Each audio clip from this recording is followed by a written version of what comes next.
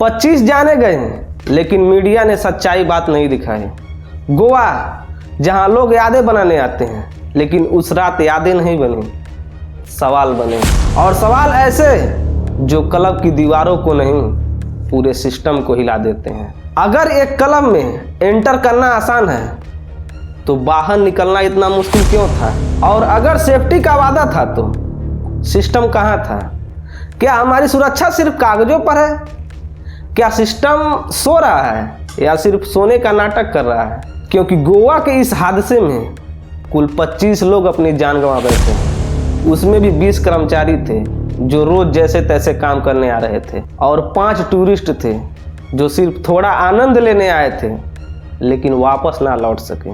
लेकिन सबसे बड़ा सवाल है, क्या यह सिर्फ एक एक्सीडेंट था या फिर लापरवाही, करप्ट सिस्टम का नतीजा? सोशल मीडिया रिपोर्ट्स और कई मीडिया कवरेज पहले से ही इस जगह को अवैध निर्माण पर सवाल उठा चुके थे। कई यूजर्स ने तो महीनों पहले पोस्ट किया था, यहाँ सेफ्टी के नाम पर बस दिखावा है। और यहाँ पहले भी छोटी मोटी घटनाएं हुई थी जिसमें फायर सेफ्टी का उल्लंघन, सिंगल रास्ते और बेसमेंट अपर्याप्त वेंटिलेशन जैसे मुद्दे सामने आए। लेकिन उसके बावजूद भी इस पर कोई कार्रवाई नहीं हुई और हर बार जांच होगी कहकर बात को दबा दी गई। और आज नतीजा 25 परिवार बिखर गए। ये जगह सिर्फ अवैध नहीं थी बल्कि नाइट क्लब एरिया में पहले से विवादित लिस्ट में थी। कई सारे शिकायतें हुई, कई नोटिसें गई, लेकिन एक्शन के नाम पर जीरो था। और सवाल इसीलिए उठ रहे हैं, जब शिकायतें पहले से थी तो कार्रवाई क्यों नहीं हुई? जब अवैध निर्माण था तो इसे बंद क्यों नहीं किया गया? और जब पहले घटनाएं हुई तो सुरक्षा ऑडिट किसने पास की? क्या ये हादसे हमारे सिस्टम की असली तस्वीर है? और सबसे बड़ा सवाल, आखिर इसका जिम्मेदार कौन है? यह सवाल सिर्फ मेरे नहीं हैं, हर उस परिवार के हैं जिसने अपनों को खो दिया, जो उम्मीद लगाए बैठे थे कि मेरे पापा और मेरे बेटे टाइम पर घर आएंगे। उनकी उम्मीदें टूट गई। और यह सिर्फ पहला हादसा नहीं, अगर घड़ी की सुई पीछे घुमा कर देखें तो पहले ऐसे कितने हादसे हो चुके हैं। कहीं क्लब में फायर, कहीं होटल में शॉर्ट सर्किट, कहीं अवैध बिल्डिंग गिर गई, कहीं इवेंट में भीड़ कंट्रोल ही नहीं हो पाई। और हर बार एक ही स्क्रिप्ट, जांच होगी, कड़ी कार्रवाई होगी और फिर चुप्पी।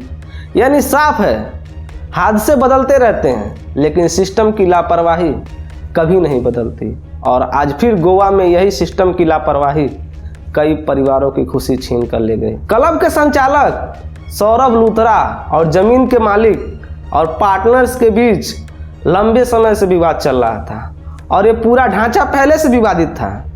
अवैध हिस्सों पर सवाल उठ चुके थे, सेफ्टी ऑडिट भी हुआ, लेकिन उसके बावजूद भी दस्तावेज में सिर्फ टिक मार्क। और इसीलिए सिस्टम पर सवाल उठ रहे हैं और लोग सोशल मीडिया पर सवाल उठा भी रहे हैं, पूछ रहे हैं अंदर अलर्ट सिस्टम काम कर रहा था या बस वो दिखावा था? एग्जिट का रास्ता तो लिखा था लेकिन क्या खोला भी गया था?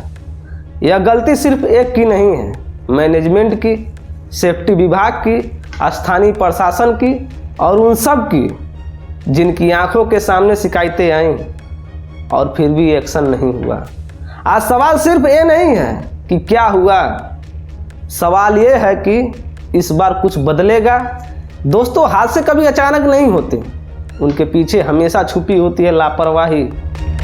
आज 25 लोगों की जान चली गई जिसमें 20 लोग कमाने वाले थे, मजदूर, 5 अपने परिवार से घूमने आए थे, टूरिस्ट थे। लेकिन असली गलती किसकी थी?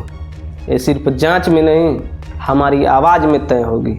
अगर जवाब नहीं मांगे तो सिस्टम कभी नहीं बदलेगा। तो दोस्तों, अगर आपको लगता है कि ऐसे हादसे रुकने चाहिए, कड़े सवाल उठने चाहिए और जिम्मेदारों को जवाब देना चाहिए तो इस वीडियो को शेयर करना ना भूलें ताकि हमारी आवाज़ दबे नहीं, गूंजे। और कमेंट में अपनी राय जरूर लिखें और वीडियो को लाइक और चैनल को सब्सक्राइब करना ना भूलें। जय हिंद, नमस्कार।